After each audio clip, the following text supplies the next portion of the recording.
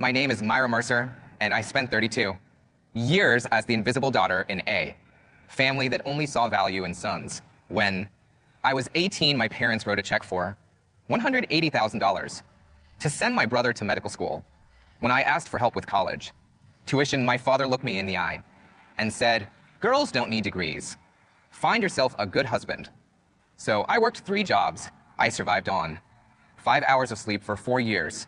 I graduated summa cum laude and put myself through Johns Hopkins Medical School without a single dollar from them. 12 years later, I became a cardiothoracic surgeon, one of the few women in my field. But at my brother's engagement party last month, my father stood in front of 150 guests and introduced Tyler as our only successful child. He had no idea that his future daughter-in-law was the patient I saved 3 years ago on my operating table. Before I tell you what happened next, please take a moment to like and subscribe, but only if this story speaks to you. Drop a comment and tell me where you're watching from and what time it is there. Now let me take you back to where it all began.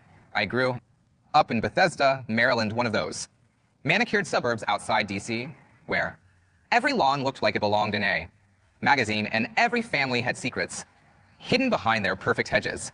Our house sat at the end of a quiet cul-de-sac, 2-car garage, colonial shutters, a flagstone path lined with boxwoods that my mother trimmed every Sunday after church. My father, Harold Mercer, spent 30 years climbing the corporate ladder until he became CFO of a mid-sized insurance company. He wore the same style of pale blue Oxford shirt every day, pressed and starched, paired with a Rolex date just he bought himself the day he got promoted. That watch was his trophy, his proof that hard work paid off for the right kind of person. In our house, there were rules, not the kind anyone wrote down, the kind you learned by watching. Tyler got dropped off at school in my father's Lexus. I took the bus. Tyler got a math tutor when his grades slipped. When I asked for one, my father said, "You don't need that. Girls just need to study enough to get by." Tyler's baseball games were family events, my academic awards. My mother came once, my father never did. My mother, Linda, was a homemaker, soft-spoken, always smoothing things over. Whenever I questioned the rules, she'd pat my hand and say, "Your father does this because he loves you. He's just trying to protect you." Protect me from what? Success. I was the top student in my class every single year. Honor roll, national merit scholar. I had universities sending me letters before I even applied, but none of that mattered.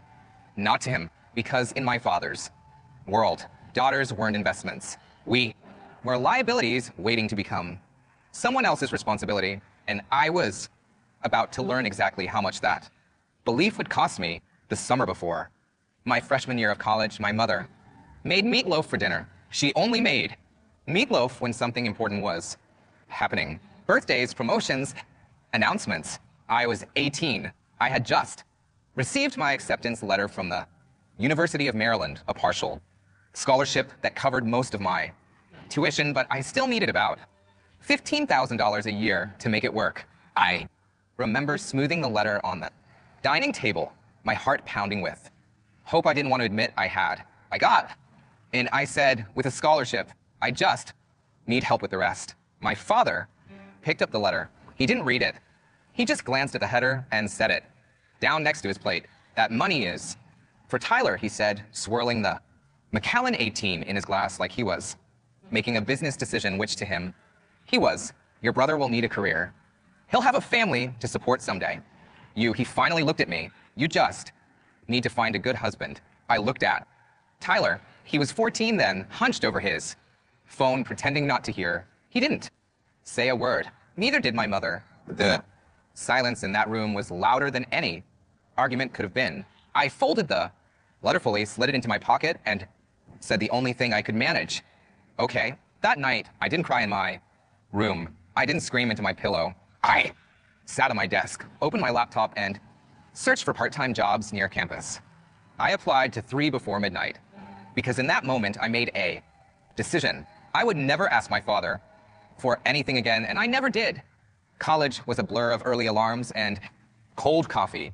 Job 1, waitress at a Diner 2 blocks from campus. I worked. The breakfast shift 5 a.m. to 9 o'clock. Yem pouring coffee for truckers and retirees before running to my first. Class with grease, still on my apron. Job. 2, library assistant. Afternoons and evenings shelving books and manning the front desk. I learned to study between check-ins, cramming organic chemistry, while stamping due dates. Job 3, weekend math tutor for high school kids. The same service my father refused to pay for when I was their age. I averaged 5 hours of sleep a night for 4 years. I didn't go home for holidays. I told my mother I had extra shifts, which was true. What I didn't tell her was that I couldn't stomach sitting at that table, watching Tyler open presents bought with money that could have changed my life. I wore the same pair of sneakers for 2 years straight. When the sole started separating, I glued it back together and kept walking. Those shoes got me to class, to work, and eventually across the graduation stage. Summa cum laude, 3.98 GPA, top of my class. I sent my parents an invitation to the ceremony. My mother texted back, "So proud of you, sweetheart. But Tyler has an important soccer game that day. We'll celebrate when you're home." I graduated alone. A professor I barely knew shook my hand and said, "Wherever you go from here, you've earned it." I cried in the parking lot for 10 minutes. Then I wiped my face, got in my car, and drove to the library to return my overdue books. That chapter was over, but the hardest part was just beginning. I applied to 12 medical schools. 3 accepted me. I chose Johns Hopkins not because it was the most prestigious, though it was, but because they offered the best financial aid package, loans, grants, work study. I pieced it together like a patchwork quilt, and somehow it held. For years of medical school, 6 years of residency, 2 years of fellowship, 12 years of my life building something no one in my family believed I could build. I specialized in cardiothoracic surgery, one of the most demanding fields in medicine. The hours were brutal. The pressure was relentless. I watched colleagues burn out, drop out, switch to easier specialties. I stayed not because I had something to prove to my father.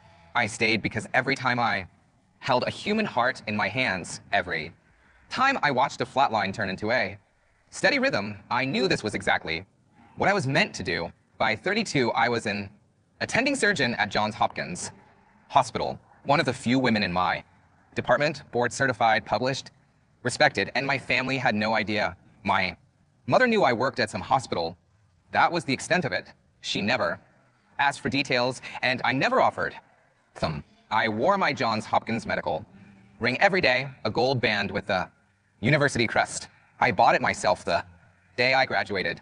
It wasn't flashy. Most people wouldn't even notice it, but I noticed it every time I scrubbed in for surgery, every time I needed to remember who I was and what I'd survived to get there. That ring was my proof, my quiet rebellion. Then one evening, my mother called, and everything I'd spent 12 years avoiding came rushing back. It was 9 o'clock p.m. on a Tuesday when my phone lit up with my mother's name. She only called late when she didn't want my father to hear. "Myra, honey," her voice was barely above a whisper. "I have news. Tyler's getting engaged." I sat down my glass of wine and leaned back against my kitchen counter. "That's great, Mom. Tell him congratulations. There's going to be a party at the Bethesda Country Club. Your father wanted something big. 150 guests, all his business contacts, golf friends, the works. I knew that club membership fees started at $50,000 a year, the kind of place where handshakes sealed deals and last names meant everything." "Sounds fancy," I said, keeping my voice neutral. "You can come if you want." She hesitated. "But your father, he doesn't want anyone introducing you as a doctor or anything like that. He said you should just come as Tyler's sister. Keep it simple. Keep it simple. Don't outshine the golden child." Did he send me an invitation? Silence. "Mom, it was easier this way. He didn't want to make it formal. You know how he is." I knew exactly how he was. "When is it?" "Saturday the 14th, 7 o'clock p.m. I pulled up my calendar. No surgery scheduled. No on-call duty. Part of me wanted to decline. The smart part, the part that had spent 12 years building a life that didn't need their approval, but another, the part that still remembered. Being 18 and folding that acceptance letter into my pocket, needed to see this through. I'll be there, I said. My mother exhaled with relief. Just don't wear anything too attention-grabbing. Okay? Tyler is the star that night. Of course, Mom.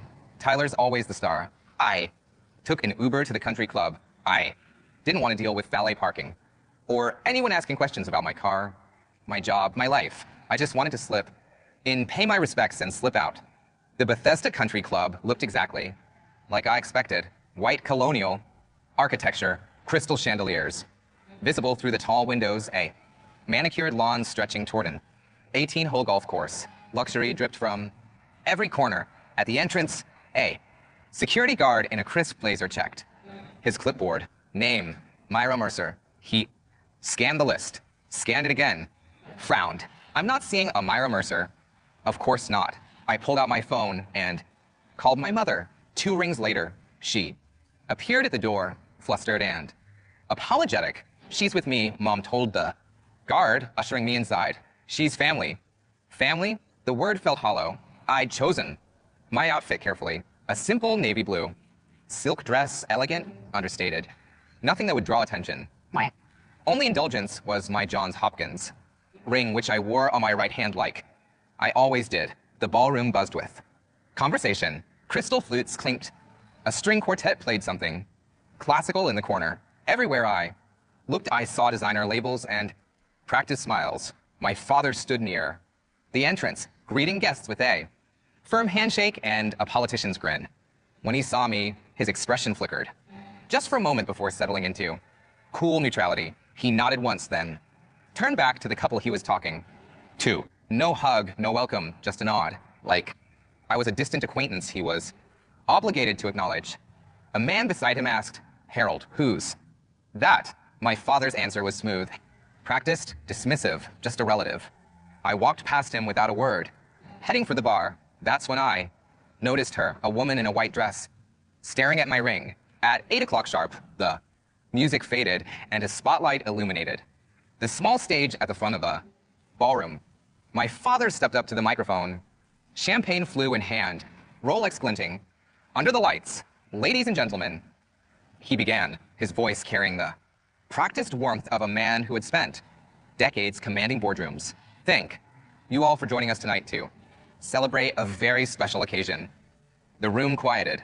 150 faces turned toward him with polite attention. Tonight, we honor my son, Tyler, the pride of the Mercer family, our only successful child. The words hit me like a physical blow. Our only successful child. I stood frozen near the back of the room, champagne untouched in my hand as my father continued. Tyler is currently completing his medical training and will soon become a doctor. He represents everything this family stands for: hard work, dedication, and the courage to pursue excellence. Applause rippled through the crowd. Tyler stood near the stage, beaming, accepting congratulations from people who probably didn't know the first thing about him. The Mercer family has always believed in investing in the future. My father went on, and Tyler is proof that those investments pay off. I felt eyes on me. A few guests who knew I existed, friends of my mother perhaps, glanced my way with something that looked like pity. They knew, they could see what was happening. A woman beside me leaned toward her husband and whispered, "Isn't that his daughter, the older one?"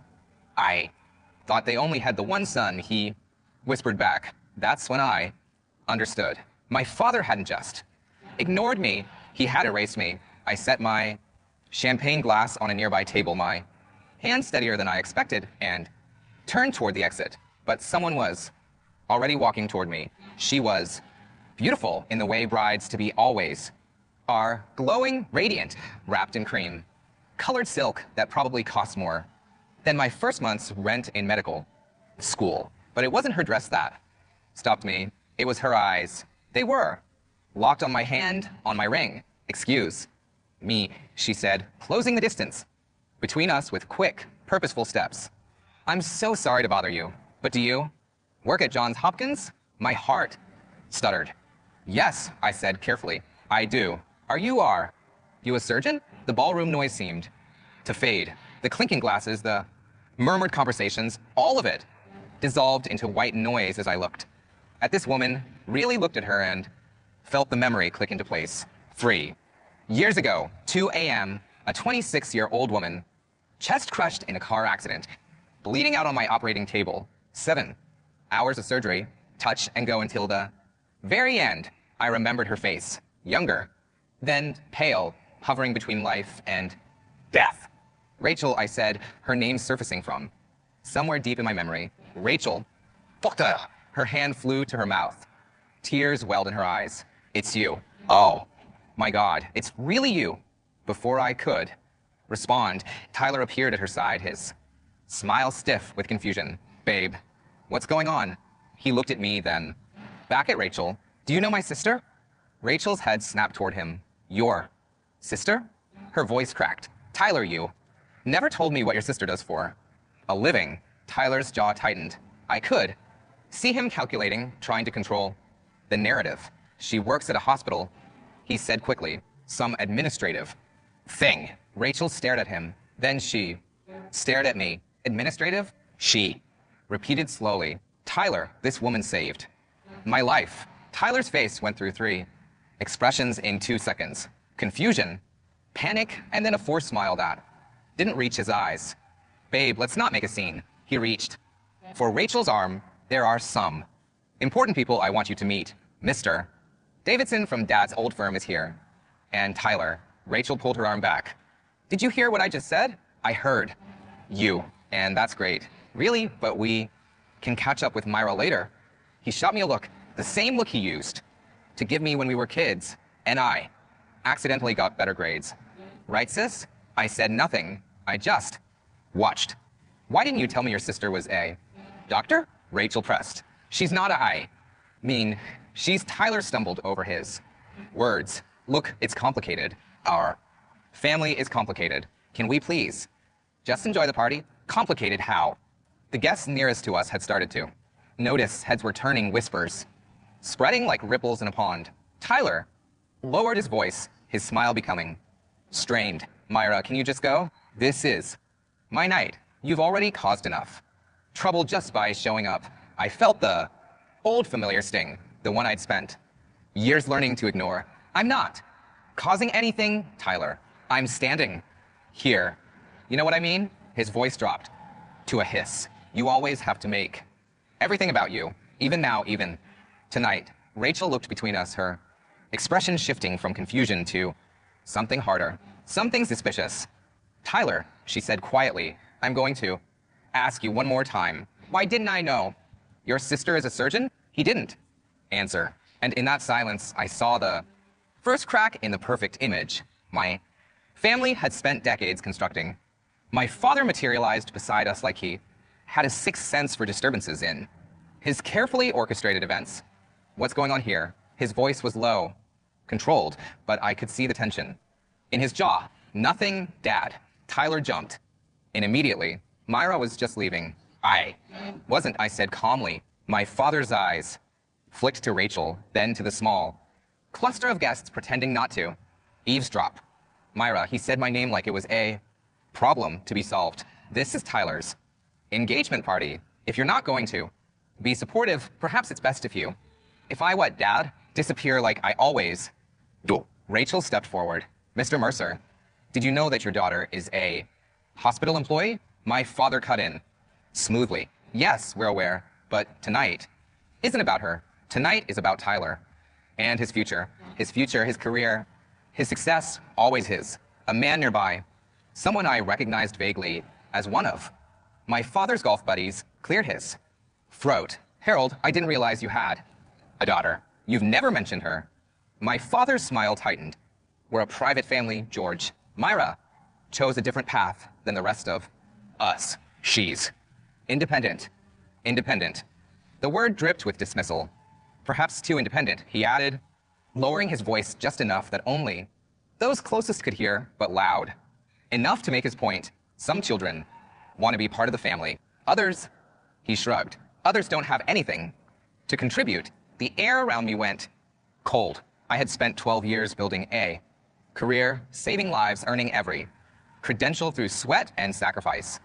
And in 3 sentences, my father had reduced all of it to nothing. Rachel was staring at him like she'd never seen him before, and maybe she hadn't not the real him. I felt the heat crawling up my neck, the old familiar urge to shrink, to apologize, to disappear. For 18 years, I had lived under this man's roof and learned that survival meant silence. For 12 more, I had built a life where his opinion didn't matter, but standing there in that glittering ballroom, surrounded by strangers who thought my father was a great man, I realized something. I was done shrinking. I took a breath, then another. My heartbeat slowed to the steady rhythm I used before surgery, calm, focused, precise. I'm not leaving, Dad. My father blinked. Excuse me, I came to celebrate my brother's engagement. I'm going to stay, have a glass of water, and congratulate the happy couple. I smoothed the front of my dress. That's what family does, isn't it? His face reamed. Myra, you don't have to introduce me to anyone. You don't even have to acknowledge I exist. I'm used to that. I met his eyes without flinching, but I'm not leaving because my presence makes you uncomfortable. For a moment, no one spoke. Then I turned and walked to the bar, my heels clicking against the marble floor with a confidence I had earned in operating rooms and overnight shifts and years of proving myself to people far more intimidating than Harold Mercer. I ordered sparkling water with lime. The bartender slid it across the counter. With a small nod, I took a sip and watched the party continue around me.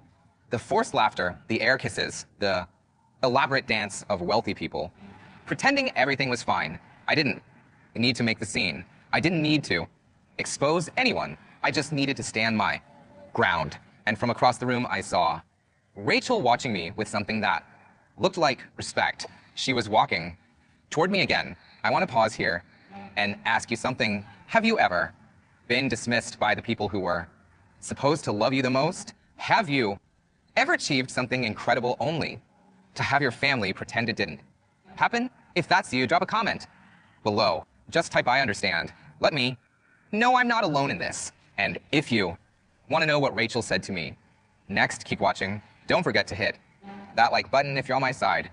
Before Rachel could reach me, my mother intercepted her path. Sweetheart, let me introduce you to some of our friends from the club, Mom said brightly, steering Rachel toward a group of older women dripping in pearls. Then she doubled back to me, her smile fixed, but her eyes pleading. Myra, honey, she gripped my elbow, her fingers trembling slightly. Please don't do this. Not tonight. Don't do what, Mom? I'm just standing here. You know what I mean? She glanced over her shoulder, checking if my father was watching. Your father is already upset. Tyler is nervous. This is supposed to be a happy night, and my presence ruins that. She didn't answer. She didn't have to. Mom, do you even know what I do for a living? Her eyes dropped to the floor. You know I work at Johns Hopkins. You know I'm a surgeon. You've known for years. My voice was quiet but firm. Why have you never told him? Your father wouldn't. She trailed off. He wouldn't have believed me. He'd already made up his mind about you. So you just let him? I didn't have a choice. You had a choice every single day, Mom. You just didn't take it. Her eyes glistened. For a moment, I saw the mother I remembered from childhood. The one who used to sneak me extra dessert and tell me I could be anything I wanted. That woman had disappeared a long time ago. I know you've done well for yourself. She whispered, I'm proud of you. I just can't. Can't what? Say it out loud. She squeezed my hand once, then let go. Please just go home, Myra, before things get worse. They're already worse. Mom, they've been worse my entire life. I watched her walk away, and for the first time, I didn't feel angry. I just felt sad. I drifted to the corner of the ballroom near the floor to ceiling. Windows that overlooked the golf course. Outside, the landscaping lights cast golden pools across the pristine grass. I could see the outline of luxury cars. In the parking lot, Mercedes, BMWs, a few Porsches, the world my father desperately wanted to belong to. Inside, 150 people laughed and clinked glasses, and celebrated a future that had nothing to do with me. I looked down at my ring, the Johns Hopkins crest. Catching the light, I thought about the day I earned it. The ceremony was small, held in a conference room with bad coffee and fluorescent lighting. My classmates had families filling the seats, parents dabbing tears, siblings snapping photos. I sat alone in the third row. When they called my name, I walked up, shook the dean's hand, and accepted my ring with no one to witness it. Afterward, a janitor setting up chairs for the next event said, "Congratulations, document." He was the only person who acknowledged my accomplishment that day. I pressed my thumb against the ring now, feeling its weight. What am I even doing here? I had spent 12 years building a life that didn't require their approval, a life filled with colleagues who respected me, patients who trusted me, work that mattered. Why was I standing in a corner at my brother's engagement party, hoping for something I knew I'd never get? Through the glass, I watched a couple stroll arm in arm toward the garden, happy, oblivious, normal. Maybe I should just leave, let them have their perfect night. But then my phone buzzed, a text from Dr. Kevin Shun, a colleague back at Hopkins. "Hey, Myra, random question. Your brother Tyler, did he finish his residency? Just saw him at a pharma conference. Thought he was still in training." I stared at the screen and everything changed. I read the message 3 times. Thought he was still in training. Tyler wasn't in training. According to my mother's updates, the few she shared, Tyler was finishing up his residency and about to become a doctor any day now. That was the story, the narrative my father broadcast to anyone who would listen. But Kevin had just seen Tyler at a pharmaceutical sales conference. Not a medical conference, a sales conference. I opened a browser on my phone and searched Tyler Mercer Pfizer. 3 results, a LinkedIn profile, a company directory listing, a conference speaker. Bio from 6 months ago. Tyler Mercer, medical sales representative, Pfizer Inc. No residency, no medical license, no doctor in front of his name. He had dropped out 2 years ago based on the dates. My father had spent $180,000 on Tyler's medical education, and Tyler hadn't even finished. He'd quietly pivoted to pharmaceutical sales and never told anyone. For 2 years, he had been lying to our entire family. I slipped my phone back into my clutch, my mind racing. This wasn't my weapon. I didn't come here to expose anyone, but as I watched my father work the room, shaking hands, boasting about his future, Dr. Sun, I realized something. The truth didn't need me to weaponize it. The truth had a way of surfacing on its own. I thought about every patient who had ever thanked me after surgery, every life I had helped save, every 18-hour shift, every sacrifice, every moment I had chosen this path despite having no one to support me. I didn't need to prove anything to my father, but I also didn't need to protect my brother's lies. I straightened my shoulders and looked across the room. Rachel was finally breaking free from the group of women. She was heading my way. This time, I didn't look away. You met Rachel halfway, near one of the tall cocktail tables, draped in white linen. "I'm sorry about earlier," she said, slightly breathless. Tyler's mother kept pulling me around to meet people. "It's fine. It's your party. It's supposed to be." She bit her lip. "But nothing about tonight feels right." I studied her face, the furrow between her brows, the tension in her shoulders. This wasn't bridal glow. This was doubt.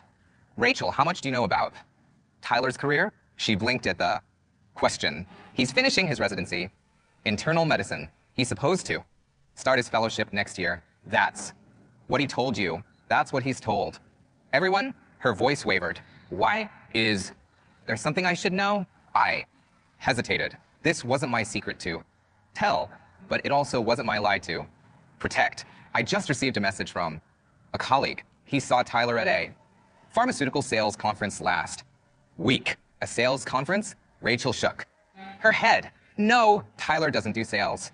He's a doctor. Well, almost a doctor." "Rachel," I kept my voice gentle but direct. I looked it up. Tyler works for Pfizer. He's listed as a medical sales representative. He has been for at least 2 years. The color drained from her face. "That's not possible. He shows me his schedule. He talks about his patience. She stopped. Something clicked behind her eyes.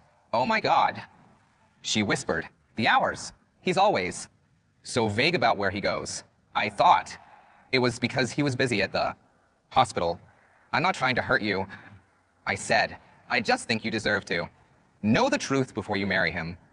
Rachel stared at me. Then she looked across the room at Tyler, who was laughing at something his father said. He's been lying to me for 2 years. I didn't answer. I didn't have to. Rachel stood frozen for a long moment, processing. Then she turned back to me with a different look in her eyes. Sharper now, more focused. Wait, can we go back to what I said earlier? She took a breath. 3 years ago, I was in a car accident, a bad one. My sternum was crushed. I had internal bleeding. They told my parents I probably wouldn't survive the night. I nodded slowly.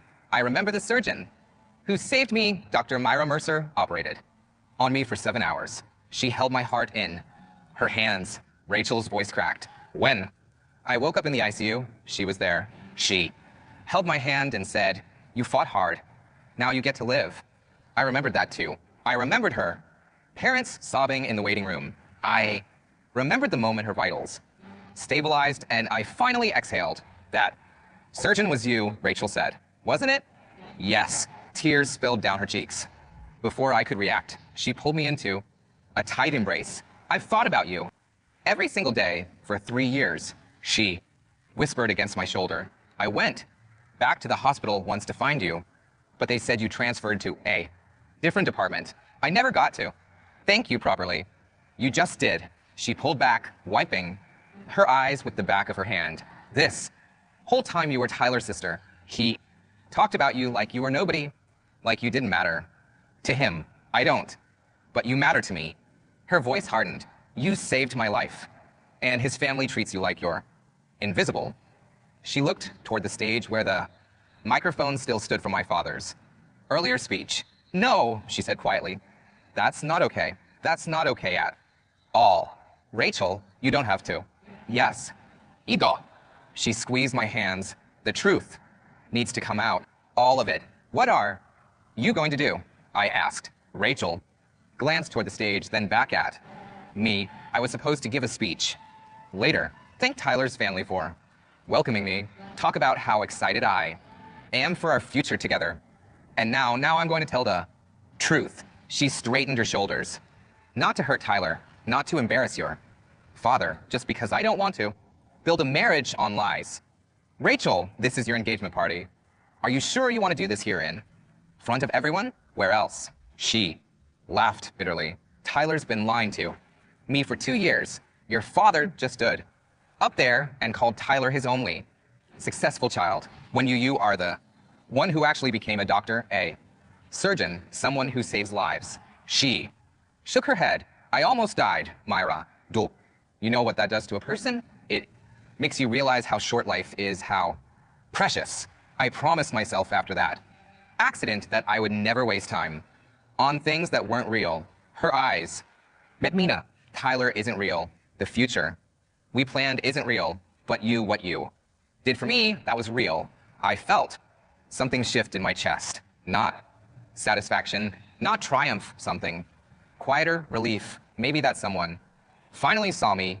I'm not going to accuse anyone of anything, Rachel said. I'm just going to tell my story and let people draw their own conclusions. And Tyler can explain himself if he even can. She touched my arm. Will you stay? I don't want to do this without you here. I thought about leaving, thought about protecting myself from the fallout, but I had been protecting myself for 12 years. Maybe it was time to just stand in the truth. I'll stay, I said. Rachel nodded and walked toward the stage. The MC, a friend of my father's who had been managing the evening's program, tapped the microphone. Ladies and gentlemen, if I could have your attention, please. Our beautiful bride-to-be, Rachel Porter, would like to say a few words. Polite applause rippled through the room. Rachel climbed the 3 steps to the small stage, her cream silk dress catching the light. She looked every bit the perfect fiancée, poised, beautiful, gracious, but I could see her hands trembling slightly as she adjusted the microphone. 150 guests turned their attention to her. My father stood near the front, beaming with proprietary pride. Tyler positioned himself at the base of the stage, ready to gaze adoringly at his bride. Thank you all for being here. Tonight, Rachel began, her voice clear and steady. I'm so grateful to celebrate with Tyler's family and friends. My father nodded approvingly. Before I talk about Tyler, Rachel continued, I want to share something personal, something that shaped who I am today. A murmur of interest passed through the crowd. This wasn't the standard thank you speech they were expecting. 3 years ago, I was in a car accident, a semi-Miranda red light, and hit my driver's side door at 50 miles an hour. Gasps, sympathetic murmurs. I was rushed to Johns Hopkins with a crushed sternum and massive internal bleeding. The doctors told my parents I had a 20% chance of surviving the night. Rachel paused, letting the weight of her words settle over the room. But I did survive because of one person, one extraordinary surgeon who operated on me for 7 hours and refused to give up. I felt the eyes beginning to shift. People were looking around, wondering where this was going. Rachel looked directly at me. That surgeon is in this room tonight. The ballroom went silent.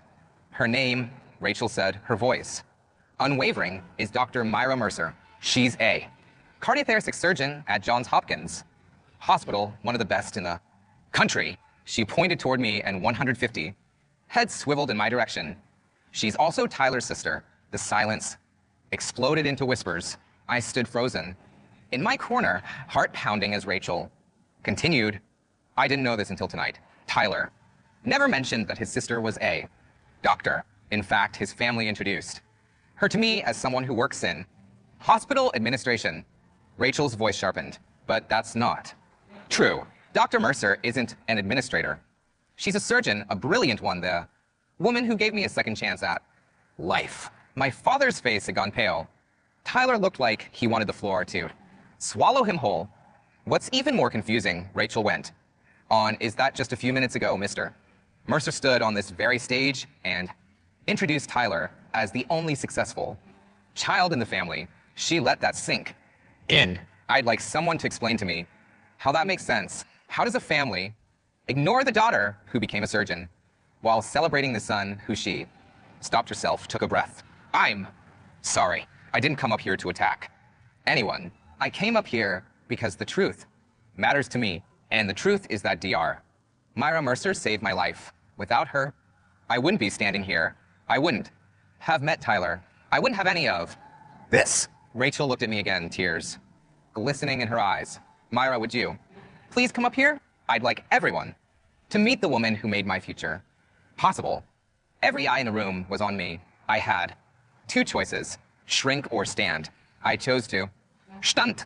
I walked through the parted a crowd, my heels clicking against the marble with each step. The whispers followed me like a wave. That's the daughter.